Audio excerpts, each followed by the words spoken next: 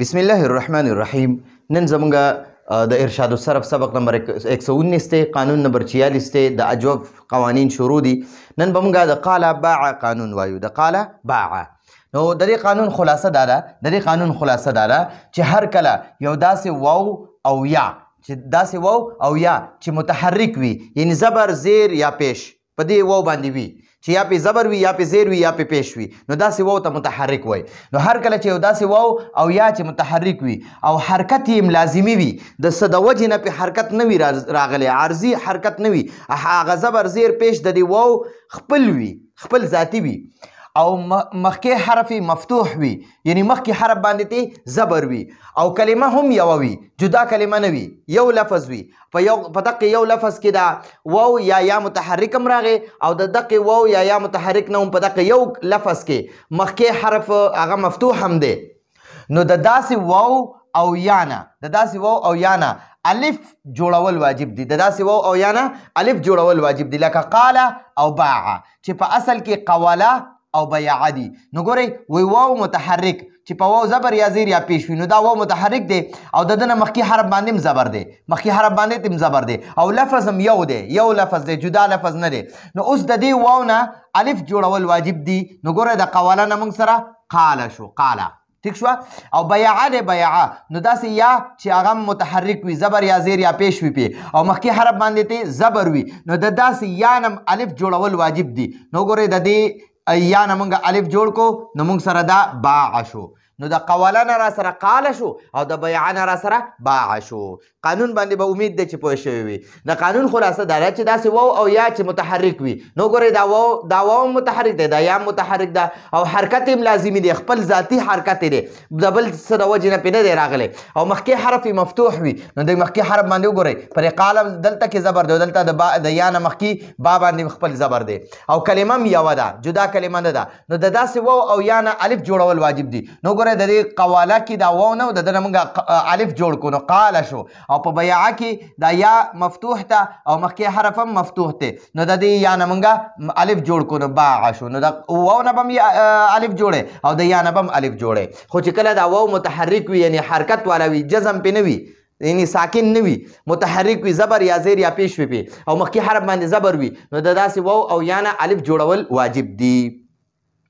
اوس د دې قانون یو څو ضروري شرطونه دي، یو څو شرطونه به په دې قانون کې وي چې یاره دا شرط پکې وي، نو بیا به پکې دا قانون جاری کیږي، او کنه دا شرطونه پکې نه وي، نو بیا به قانون نه جاری کیږي. نو یو څو شرطونه هم دي چې دې قانون دپاره هغه شرطونه لازمي دي، او یو څو موانع دي چې دا خبرې به پکې نه وي، چې دا خبرې به پکې نه وي، دا شرطونه به پکې وي او دا خبرې به پکې نه وي. ټیک شوه. نو د دې قانون یو څو ضروري شرایط دي، شرایط د شرط جمع ده، او یو څو موانع دي، مانع یعنی چې دا خبرې دغه خبرې به پکې منه وي، نو یو څو موانع هم ضروري دي. نو د دې قانون شرطونه اول وایو چې دا واو او یا به متحرک وي، یعنی زبر زیر پیش والا به وي. احترازي مثال یو ګوره، احترازي مثال وي، یو اتفاقي مثال وي. احترازي مثال هغه مثال ته وایي چې په هغې کې قانون نه جاری کیږي، او اتفاقي مثال هغه مثال ته وایي چې په هغې کې قانون جاری شوی وي. نو ګورئ چې دا واو او یا به متحرک وي، یو شرط دا دی چې دا واو یا به متحرک وي، زبر زیر پیش والا به وي.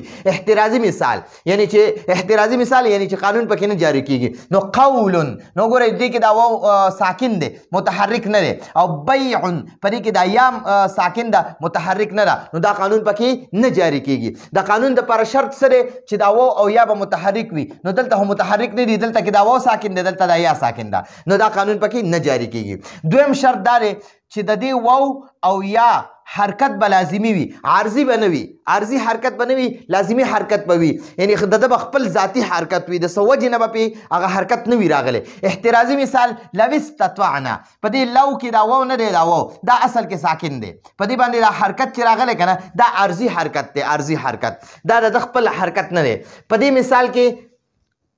مثال کې د واو حرکت عارضي دی. په دې مثال کې د دې واو حرکت د دې لوس چې موږ وایو که نه، لوس دا اصل کې لو دی، دا اصل کې لو دی، او استطعنا دی، استطعنا. نو ګورئ دا حمزه دغه دی حمزه وصلي دی د ده حرکت ختمیږي نو د دې واو دا دوه ساکن یو ځای شو نو اولادي ساکن لم حرکت ورکو لو استطعنا نو دا حرکت عارضي دی عارضي ټیک شوه نو په دې مثال کې د واو حرکت عارضي دی ځکه چې دا په اصل کې لو استطعنا دریم شرط پکې دا دی چې دا شرط به پکې لازمي وي چې د دې واو او یا د دې واو او یا نه مخکې حرف به مفتوح وي مخکې حرف به مفتوح وي که مخکې حرف ته مفتوح نه وي زبر والا نه وي نو بیا به دا قانون پکې نه جاری کیږي احترازي مثال یعنی احترازي مثال هغې ته وایي چې قانون پکې نه جاری کیږي قیمون دا یا نه ده یا د ده نه دا مخکې قاف چې دی که نه په ده باندې زیر دی کسره ده کسره او قانون څه غواړي فتحه غواړي زبر غواړي نو دې کې دا قیمون کې دا قانون نه جاری کیږي ځکه په دې کې د یا مفتوح نه مخکې حرف مکسور دی مکسور زیر والا دی او حیوالون په دې کې دا واو نه دی واو دا واو چې دی د دې واو نه دا واو خو مفتوح دی خو د دې واو نه دا مخکې ها ده ها هغه مکسور ده او قانون مفتوح غواړي فتحه غواړي نو دې کې دا حیوالون کې قانون نه جاری کیږي ٹھیک شوه او دریم او اخیری شرط چې دا واو او یا به دا واو او یا او د دې دواړو نه مخکې فتحې والا حرف د دې دواړو نه مخکې فتحې والا حرف به په یوه کلمه کې وي یعنی دا واو متحرک او یا متحرک او د ده نه مخکې زبر والا حرف د دې نه مخکې زبر والا حرف به په یوه کلمه کې وي جدا کلمه کې به نه وي په بیله کلمه کې به نه وي احترازي مثال سیقولو احترازي مثال مطلب دا دی چې قانون پکې نه جاری کیږي سيقولو په سيقولو کې دا سین بیله کلمه ده او یقولو بیله کلمه ده دا سین د قریب د پاره راوړي نو دا سین ورسره په دې مثال کې سین جدا کلمه ده او یقولو جدا کلمه ده نو په دې کې اوس دا قانون نه جاری کیږي دې کې به اوس د دې یا نه الف نه جوړیږي ځکه چې دا یا علامت مضارع والا ده او دا سین جدا کلمه ده د قربت د پاره د قریب د پاره راوړل کیږي ٹھیک شو نو سيقولو کې دا قانون نه جاری کیږي ځکه چې دا سین بیله کلمه ده او دا یقولو بیله کلمه ده دا خو څلور شرطونه په دې قانون کې اوس څوارلس موانع دي موانع چې یاره دا د دې خبرو کې به دې قانون دپاره دا شرطونه دې قانون دپاره دا خبرې منې دي که په دې قانون کې دا خبره راله نو دا قانون به نه جاری کیږي که دا پکې راله دا قانون به نه جاری کیږي نو دا موانع دي ولا موانع ټیک شو اول مانع سره چې دا واو او یا به په فا کلمه کې نه وي که چرته دا واو مفتوح او یا واو متحرک او یا متحرک په فا کلمه کې راله که نه نو قانون به پکې نه جاری کیږي نو دلته کې دا شرط موږ دا یو خبره پکې منه ده چې دا واو او یا به په فا کلمه کې نه وي ٹھیک شو احترازي مثال توعد او تيسر نو ګورئ په دې توعد کې دا واو دا فا کلمه ده او تيسر کې یا دا فا کلمه ده نو په دې کې دا قانون نه جاری کیږي په دې کې دا قانون نه جاری کیږي ځکه چې په واو متحرک او یا متحرک به په فا کلمه کې نه وي نو دلته په فا کلمه کې راله قانون پکې نه جاری کیږي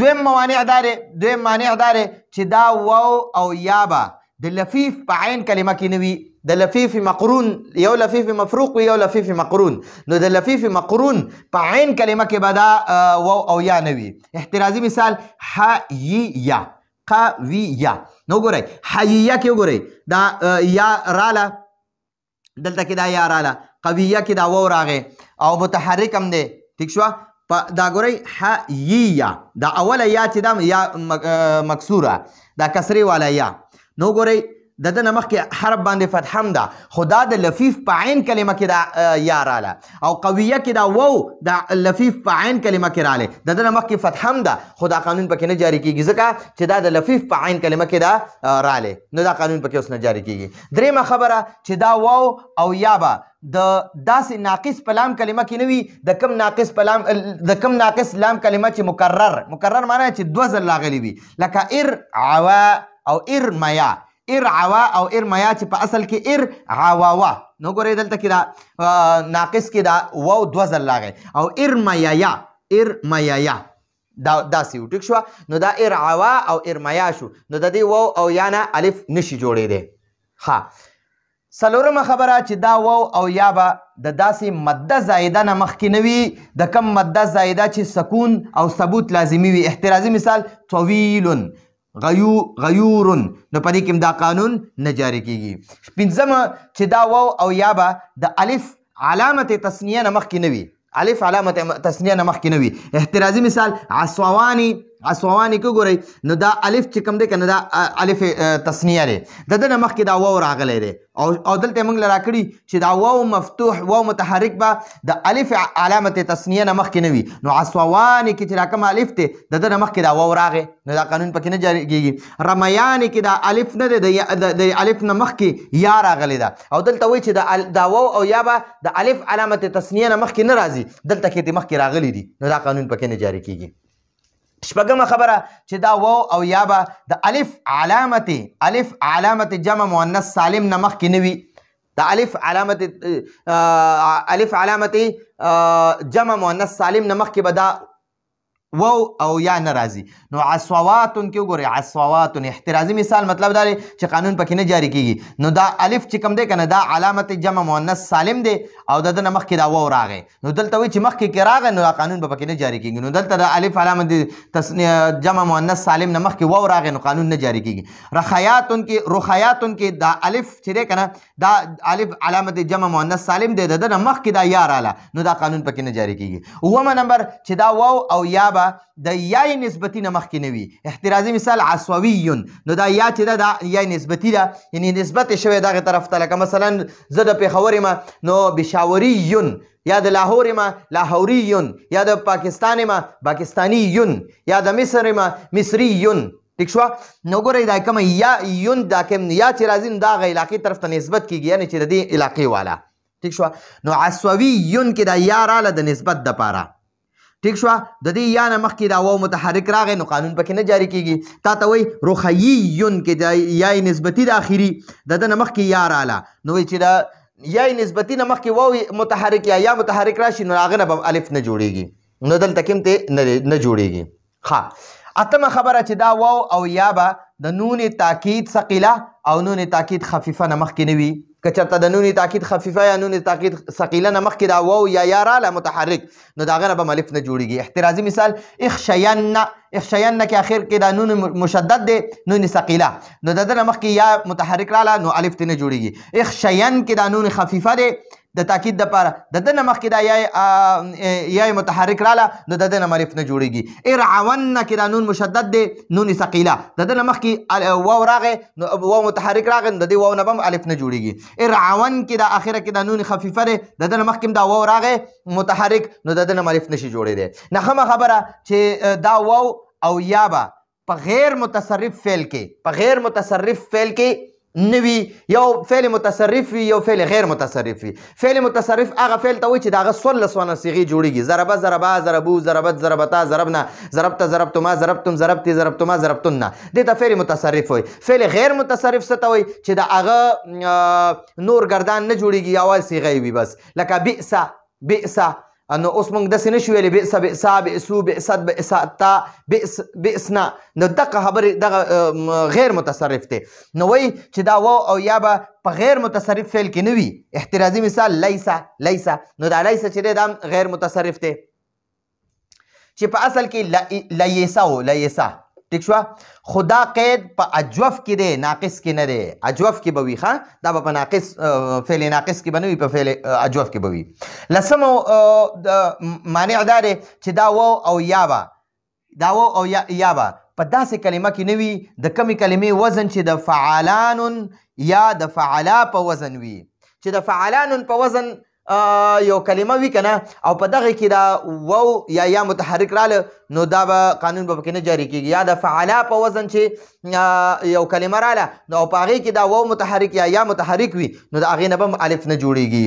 احترازي مثال حیوان کې وګورئ دا د فعلان په وزن دی. حیوان فعلان نو دینا اوس د دې واو نه مونږ الف نشو جوړولی ځکه چې دا د فعلان په وزن دی. او حیدا دا د فعلا په وزن دی. د فعلا په وزن د حیدا دی. نو اوس په دې کې هم د دې یا نه مونږ الف نشو جوړولی. دا کومه چې ح نه پس چې راکم یا ده د دې نه مونږ الف نشو جوړولی. یولسم چې دا واو او یا به په داسې کلمه کې نه وي چې په کومه کلمه کې چې د رنګ یا د عیب معنی وي. احترازي مثال سویدا نو دا تور رنګ ته وایي سویدا.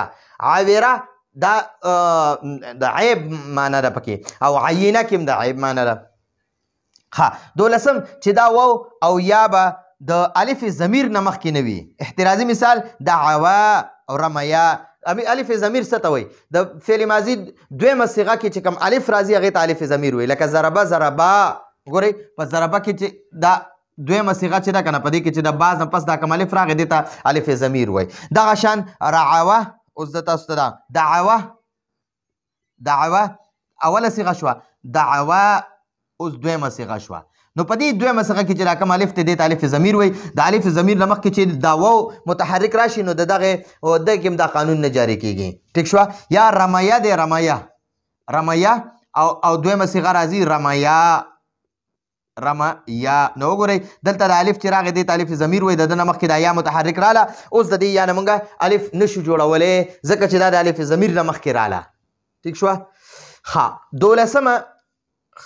12مه خبره دا خو وشوه الف ضمیر والا.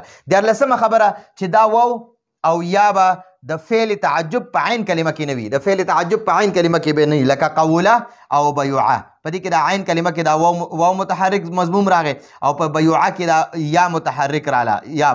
نو ګورئ دا د فعل تعجب په عین کلمه کې دي نو ځکه دې کې دا قانون نه جاري کېږي. 14مه او اخري مانع دا دی چې دا واو او یا به په داسې کلمه کې نه وي کومه کلمه کې چې د فعالتون په وزن وي. کومه کلمه چې د فعالتون په وزن وي، یعنی دا واو او یا به په داسې کلمه کې نه وي کومه کلمه چې د فعالتون په وزن وي. لکه قوالتون کې دا واو راغی خو دا د فعالتون په وزن دی. نو د دې واو نه موږ اوس الف نشو جوړولی، ځکه دا د فعالتون په وزن باندې ده. او بیعتون کې دا یا ده، یا د دې یا نه موږ الف نشو جوړولی ځکه چې دا د فعالتون په وزن وي. نو د فعالتون په وزن چې قوالتون یا بیعتون دي نو دې کې د دې واو او یا متحرک نه الف نشو جوړولی. نو دا 14 خبرې وي.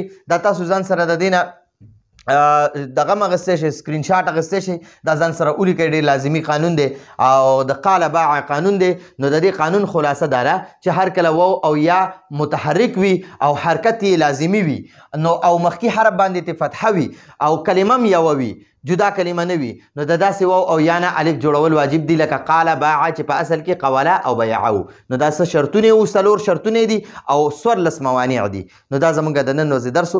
راتلونکي درس پورې اجازت غواړو. هذا هو المرام والله اعلم بحقيقة الكلام.